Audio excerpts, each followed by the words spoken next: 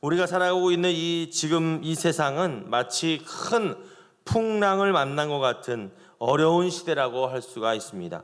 굳이 우리가 예를 들지 않아도 이 상황은 연령별로 또 상황별로 모든 사람이 느끼고 있는 어려운 상황이라고 생각합니다. 이런 상황 속에서 세상 사람들은 이렇게 하면 되겠지, 이렇게 하면 좋겠지 하며 이 세상에서 어떻게 살아가야 될지, 이 상황을 어떻게 이겨내야 될지 생각하고 방법을 간구해 보고 있지만 결국 그 방법이 뾰족한 해결 방법은 아니라는 것을 곧 느끼게 됩니다. 이런 삶의 상황은 우리 믿음의 성도들도 마찬가지라고 할 수 있습니다. 그러나 우리 믿음의 성도는 이런 상황 가운데서도 분명하게 감당해야 될 역할이 있습니다. 오늘 본문의 바울과 사람들은 큰 풍랑을 만났습니다. 이렇게 큰 풍랑 가운데 있는 많은 사람들은 구원의 여망마저 없어졌다고 이야기합니다. 그런데 이때 바울은 크리스찬으로서의 분명한 역할을 하고 있습니다. 우리는 오늘 본문을 통해 어려운 삶의 상황 가운데 있는 많은 세상의 사람들에게 정말 믿음의 성도로서 감당해야 될 분명한 역할이 무엇인지 알 수 있습니다. 오늘 본문의 사람들은 지금 머물고 있는 미항이라는 항을 떠나서 베닉스라는 항에 베닉스에서 겨울을 지내기를 원했습니다. 우리 12절 말씀 함께 보겠습니다. 그 항구가 겨울을 지내기에 불편하므로 거기서 떠나 아무쪼록 베니스에 가서 겨울을 지내자 하는 자가 더 많으니 베닉스는 그레데 항구라. 한쪽은 서남을 한쪽은 서북을 향하였더라. 바울은 사람들에게 미항에 머물 것을 권면하였습니다. 그러나 호송 책임자인 이 백부장은 바울의 말보다 선장과 선주의 말을 더 신뢰하였습니다. 이것은 백부장이 하나님의 말씀이나 성령의 인도함보다도 사람의 경험을 더 신뢰하였다라는 의미가 됩니다. 우리가 이 세상에 살면서 사람을 의지하거나 우리 사람의 어떤 경험치를 더 믿는 경우가 많이 있습니다. 그러나 어떻습니까? 그 경험과 그 사람과 여러분 정말 믿을 만한 것이었습니까? 그렇지 않습니다. 인간은 결국 인간일 뿐입니다. 인간은 결국 피조물일 뿐입니다. 그러므로 우리 믿음의 성도들은 오직 하나님의 말씀을 신뢰하여야 하며 오직 성령님의 인도를 따라 살아야 될 줄 믿습니다. 왜 그렇습니까? 우리 하나님은 전능하신 하나님이시기 때문입니다. 우리의 인생길을 가장 우리보다, 인간보다, 누구보다 더 잘 알고 계시기 때문입니다.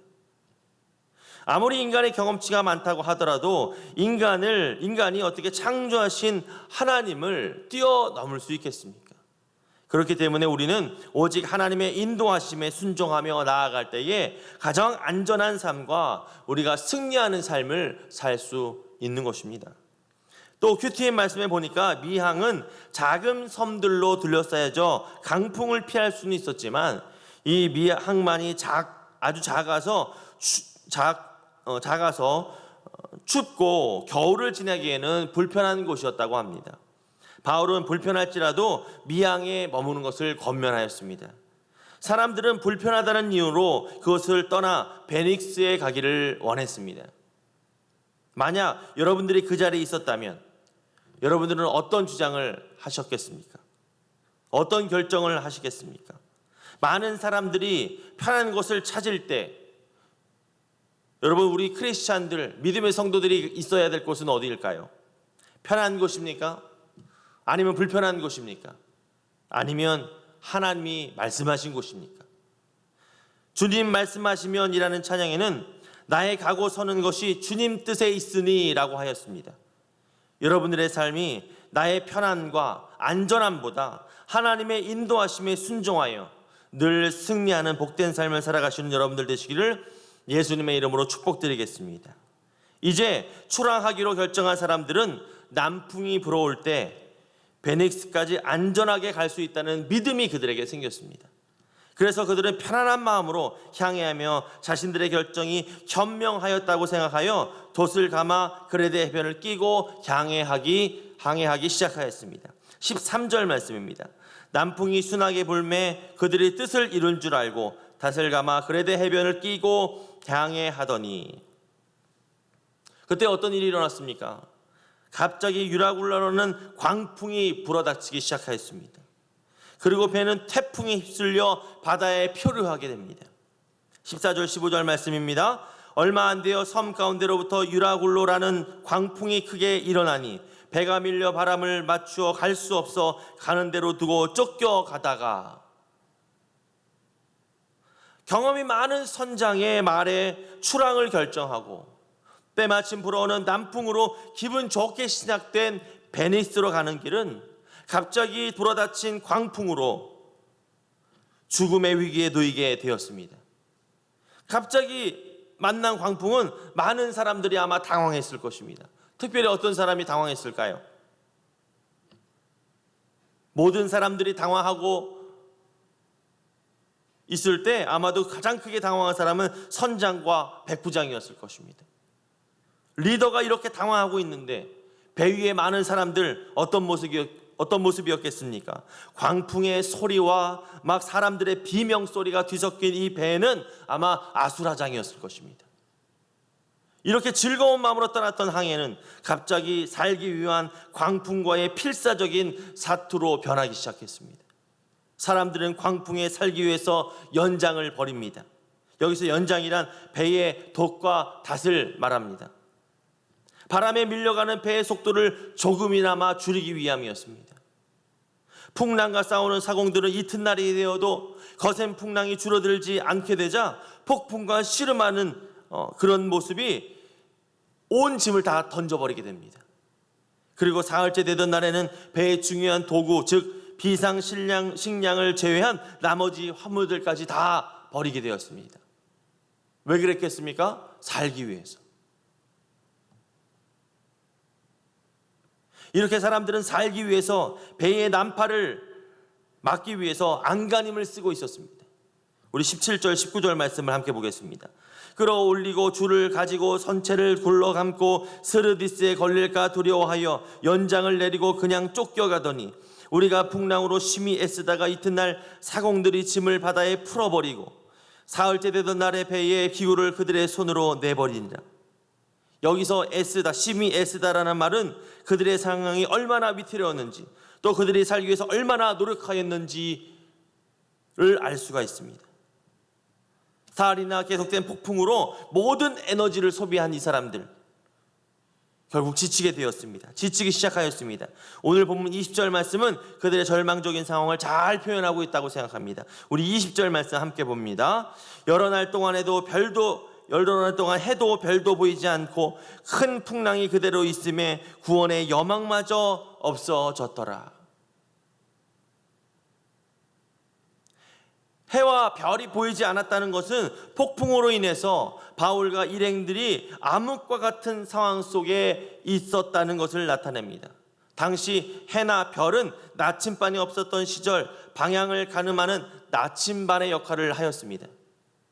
그러나 며칠째 해도 별도 보이지 않았다는 것, 그들이 모든 방향 감각을 상실한 채 끝없이 표류하고 있었다는 것을 의미합니다. 이제 그들에게는 모든 희망이 사라져 버렸습니다. 살기 위해 발버둥 치던 사람들은 죽기를 기다리는 그런 상황이 되었습니다. 어떻습니까? 이 폭풍 속의 이 배, 정말 우리가 사는 이 상황과 너무나도 흡사하지 않습니까? 살기 위해서 나의 중요한 것, 내가 정말 붙들었던 것들을 내던지는 그 모습들을 볼 때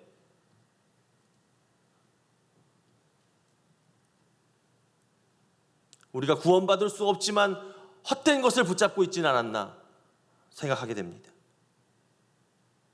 이런 상황 속에서 바울은 무엇을 하였습니까? 이런 상황 속에서 그는 무엇을 생각하고 그는 어떤 마음을 가지고 있었을까요? 바울은 일어나서 만약 그레데 섬을 떠나지 않았다면 이런 상황은 없었을 것이라고 이야기합니다. 우리 21절 말씀을 함께 합독하겠습니다. 시작. 여러 사람이 오래 먹지 못하였음에 바울이 가운데 서서 말하되 여러분이여 내 말을 듣고 글에 대해서 떠나지 아니하여 이 타격과 손상을 면하였더라면 좋을 뻔하였으니라. 아멘. 그렇습니다. 우리가 하나님의 말씀에 순종하고 성령님의 인도하심에 따라 사는 삶이야말로 지혜로운 삶입니다. 많은 앞에 환난, 예고된 환난을 피할 수 있는 삶입니다. 인간의 경험과 인간의 편함을 따라 사는 삶은 여러분 어떠한 보장도 안전도 보장받을 수 없는 삶입니다. 오직 안전하고 복된 삶을 사는 유일한 방법은 우리의 피난처 되시는 하나님을 의지하여 온전히 순종을 이루는 삶이라는 사실을 여러분들 꼭 기억하시기 바랍니다. 바울은 이제 정말 하고 싶은 말, 정말 전해야 할 말을 전하기 시작하는데요, 그것은 바로 안심하라 라는 말이었습니다. 우리 22절 말씀 함께 합독하겠습니다. 시작. 내가 너희를 권하노니 이제는 안심하라. 너희 중 아무도 생명에는 아무런 손상이 없겠고 오직 배뿐이니라. 아멘. 그냥 안심하라, 아무 얘기 없이 그냥 괜찮다라는 막연한 말이었다면 그 말은 힘이 없는 말이었을 것입니다. 그러나 그 말에 근거와 원인이 있을 때 더욱 힘을 받게 되고 영향력 있는 말이 되게 됩니다. 바울은 어떻습니까? 안심하라고 얘기하면서 그 말의 근거로 어젯밤에 말씀하신 하나님의 약속의 말씀을 제시하고 있습니다. 우리 23절로 25절 말씀 함께 합독하겠습니다. 시작. 내가 속한 바 곧 내가 섬기는 하나님의 사자가 어젯밤에 내 곁에 서서 말하되 바울아 두려워하지 말라. 내가 가이사 앞에 서야 하겠고 또 하나님께서 너와 함께 항해하는 자를 다 내게 주셨다 하였으니 그러므로 여러분이여 안심하라. 나는 내게 말씀하신 그대로 되리라고 하나님을 믿노라. 아멘.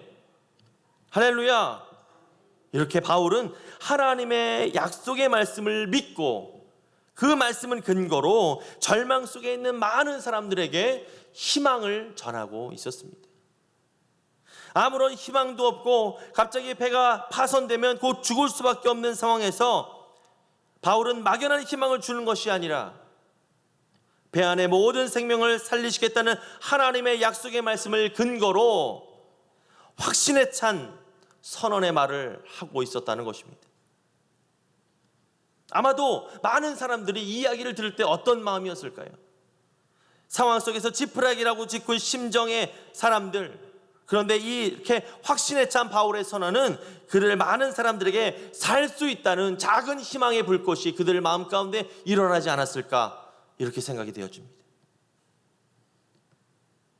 이렇게 바울은 하나님의 약속의 근거로, 약속의 말씀의 근거로 절망에 빠진 사람들을 안심시키고 동시에 하나님을 증거하는 계기로 삼았습니다.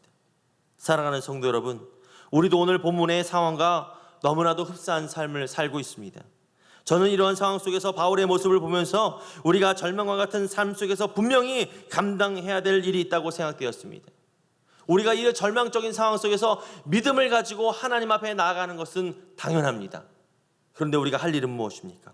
바로 절망 가운데 빠져 있는 세상의 많은 사람들을 위로하는 것입니다. 그들을 구원의 길로 인도하는 것입니다. 인간의 생각과 계획은 완전하지 않습니다.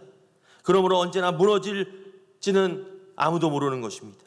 또 위로가 필요한 이 시대에 인간이 줄 수 있는 위로는 막연한 위로밖에 될 수가 없습니다. 그러나 우리가 전할 수 있는, 우리가 전하는 하나님의 위로는 어떤 위로입니까? 가장 확실한 위로입니다. 가장 확실한 희망입니다. 가장 확실한 피난처입니다. 오늘 본문의 사도 바울은 자신도 어려운 상황에 있었지만 담대하게 가장 확실한 위로와 희망 되시는 하나님을 전하고 있었습니다. 그러므로 우리 믿음의 성도는 세상을 향해서 진정한 위로자 되시는 예수의 위로를 전해야 될 줄 믿습니다. 예수님을 전하는 것이 바로 절망에 빠져 있는 세상의 많은 사람들에게 가장 큰 위로가, 가장 확실한 위로가 되기 때문입니다. 다시 한번 말씀드립니다. 우리의 절망과 같은 삶 속에서 우리를 건질 수 있는 분은 경험이 많은 사람이 아닙니다. 힘 있는 정치인이 아닙니다. 오직 전능하신 하나님, 그분으로 인해 믿음의 성도는 누구도 희망을 말할 수 없는 상황에서도 담대하게 희망을 선포할 수 있는 것입니다. 오늘도 절망적인 세상에 분명한 희망 되시는 우리 예수 그리스도를 담대하게 전하시는 여러분들 되시기를 예수님의 이름으로 축복드리겠습니다. 축복드리겠습니다. 기도하겠습니다. 사랑해 주 하나님,